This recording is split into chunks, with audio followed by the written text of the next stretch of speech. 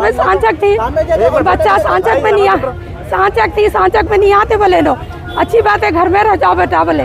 1 बजे 1:10 को ना घर में थे कहते, घर में आ गए ना अंदर आके क्या करे ना लिफ्ट खोलने गए तो उनको फोन आया फौरन आओ तुम घर को। यहाँ बोले तुम नहीं आएंगे तो घर पे से उठा लेते बोले कहते, घर पे से उठा लेते बोले कहते इनको।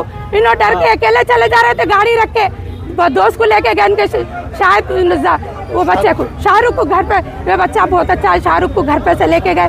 नको जा शाहरुख चलता पे चल बोल के बच्चा उनकी गाड़ी पे लेके गए तो शाहरुख को ना नीचे ठहरा करे जाके आता बच्चा मेरा बोला मेरा बच्चा जाके आता बोला मेरा बच्चा जाके। తారీఖు రాత్రి 2 గంటలకి మాసప్ ట్యాంక్లో ఉన్న ఒక అపార్ట్మెంట్ 7th ఫ్లోర్ నుంచి మీర్ సోఫియాన్ అలియాస్ ఆదిల్ అనే 25 ఇయర్స్ వ్యక్తి బిల్డింగ్ నుంచి పడడని చెప్పేసి ఇన్ఫర్మేషన్ వస్తే night duty police officers immediate స్పాట్కి రష్ కావడం జరిగింది. అతను హాస్పిటల్కి షిఫ్ట్ చేసినప్పటికే కేర్ హాస్పిటల్లో undergoing treatment. But 7th floor నుంచి పడ్డాడు కాబట్టి సివియర్ ఇంజరీస్ ఉన్నది ఆ రోజే చూసినాం. ఆ రోజు అప్పటికప్పుడు స్పాట్లో ఉన్న ఆ అపార్ట్మెంట్ ఎవరైతే పెంట్ హౌస్లో ఉంటున్న సోఫియాన్ అని చెప్పేసి ఆ ఓనర్ని అతనితో ఉన్న ఇద్దరిని కస్టడీలో తీసుకోవడం జరిగింది. తర్వాత అక్కడ ఉన్న 5 దోస్తులు ఆయనతో పాటు 4 దోస్తులు కూడా కస్టడీలో తీసుకున్నాం. స్పాట్ విజిట్ చేసి అన్ని క్లూస్ టీమ్తో సహా అన్ని ఆధారాలు సేకరించడం. ఆ ఇన్వెస్టిగేషన్లో మాకు తెలిసింది ఈ సోఫియాన్ అనే వ్యక్తికి ఒక రాయల్ ఎన్ఫీల్డ్ బైక్ ఉంది. ఆ బైక్ని ఈ ఆదిల్కి కొంతకాలం నడుపుకోవడానికి ఇస్తే ఆదిల్ నడుపుకొని దానికి కొంత యాక్సిడెంట్ లాంటిది ఏదో కొంత డ్యామేజ్ జరిగితే ఆ డ్యామేజెస్ అన్ని నువ్వే కట్టించి మళ్ళీ బైక్ మంచి చేసి లేదంటే ఆ వెహికల్ కాస్ట్ ఇవ్వమని చెప్పేసి ఇతను కొంతకాలంగా ప్రెషర్ చేస్తున్నాడు. ఇతను నాకు ప్రస్తుతం ఫైనాన్షియల్ ఇబ్బందులో ఉన్నా నేను తర్వాత చేసిస్తా అని అంటున్నాడు. ఆ విధంగా నడుస్తున్నప్పుడు మొన్న నైట్ వీళ్ళ 4 దోస్తులు పెంట్ హౌస్లో డిన్నర్ చేసుకుని పార్టీ చేసుకున్న టైంలో ఈయనకి ఫోన్ చేసి సరే మన ఫ్రెండే ఒకసారి పిలుద్దామని చెప్పేసి పిలిచినారు ఈ బండి విషయంలో. అతను షారుఖ్ అనే అతను స్నేహితుడితో కలిసి 7th ఫ్లోర్ పోయినాడు ఆదిల్.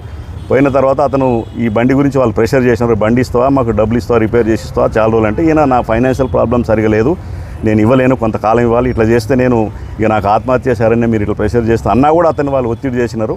ఒత్తిడి చేస్తే అతను ఆ ఒత్తిడి తట్టుకోలేక ఆ 7th ఫ్లోర్ ఏదో టెర్రస్ మీద నుంచి దూకిండు, వేరే బిల్డింగ్ నుంచి పడడం వల్ల సివియర్ ఇంజరీస్ అయినాయి. ఆ తర్వాత నేను ఈరోజు మధ్యాహ్నం 12 గంటలకు చనిపోయాడని తెలిసింది.